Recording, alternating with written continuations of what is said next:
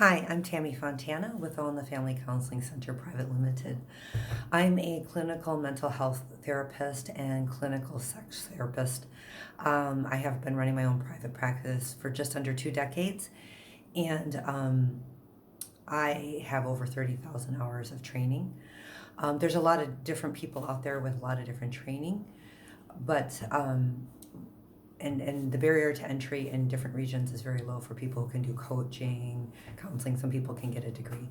So with me, I have, like I said, under 2 decades. I have a master's degree. I've gone on and done extensive training in different theories, different therapies. I've also worked and trained under senior therapists who have over 30,000 hours, like Dr. Marty Klein, Dr. Denise Leggett. I've trained with other people. So I have a lot of training in attachment issues, complex developmental trauma, and take a very clinical approach in helping my clients. And the things that I provide, I work with very difficult cases, people with very difficult emotional challenges and backgrounds. So today I wanted to talk about a topic of infidelity. Infidelity is essentially where we have an agreement of monogamy, emotional monogamy, sexual monogamy, and somebody decides to break that agreement. And depending on the health of the other people in the relationship, the impact of this can vary greatly. And that's a lot of different things, but infidelity therapy, recovering from infidelity, is a very big journey. Your relationship is permanently changed, and it is extremely hard work. It is something that I specialize in and helping couples do, and people can get through infidelity, but it's not just as simple as forgiving your partner and moving on and kind of sweeping under the rug. Usually there are complex mental health and developmental issues underlying how infidelity happens, and it's usually related to both people.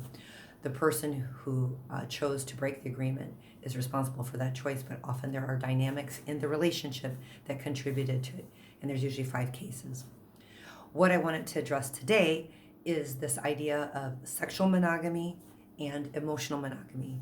And now with all these online platforms and various forms, it becomes confusing, and people can feel the betrayed party can feel very confused. So what is the difference? Because I hear a lot of times people will come in and the betrayer, the one who broke the agreement, will say, hey, I didn't do anything. I didn't sleep with the person. It's no big deal. Let's move on. Why are we making a big deal?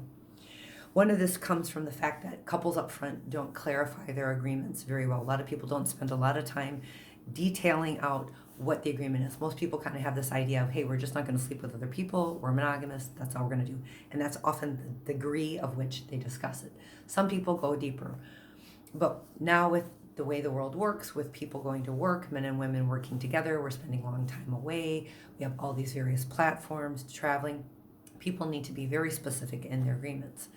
And so what happens is with emotional monogamy, you can become very close with another person, a member of the opposite sex, even though you don't have sex, and your partner will feel betrayed. Why? And you might think, but I didn't have sex with them. Sexual betrayal is just an aspect of betrayal. It's a breaking of an agreement.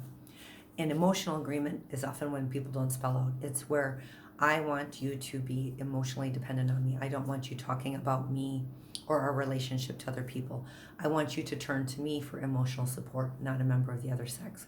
Because when people experience or feel emotional betrayal, what's happening is their partner is turning to another person for emotional support. They're sharing with them intimate details of their life. They may be sharing intimate details about their marriage, about their children, about their feelings. They are developing a dependency on this other person.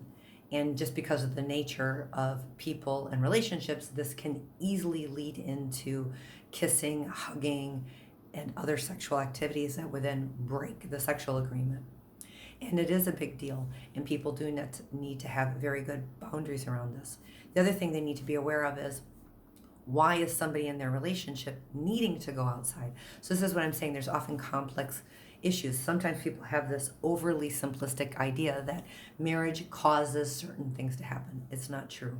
Marriage is an agreement, but the marriage is formed by the two people. And so people need to cultivate and manage their relationships. They need to talk about boundaries. A lot of people spend a lot of time avoiding conflict, which means they're avoiding intimacy. When you avoid intimacy, we grow apart, which leads the relationship open to one person seeking emotional support somewhere else. So couples need to learn how to have difficult conversations. They need to change their relationship to conflict and see it as intimacy building, learning how to deal with the differences and forming agreements. This is what marriage is. Marriage requires a lot of work, and it can be messy, it can be difficult in order to feel really good and rewarding. And the closer we're going to get, the more difficult conversations we need to have, the more boundaries we need to have. So often when infidelity occurs, emotional or sexual, there is a lack of, there are like developmental skills missing. There are not the grown-up skills you need. Couples don't know how to manage their feelings. They don't have good individuation or self. There is some difficulty with setting boundaries, maintaining boundaries, and keeping boundaries. There may be too much symbiosis or enmeshment in the couple in which it's killing sexual eroticness.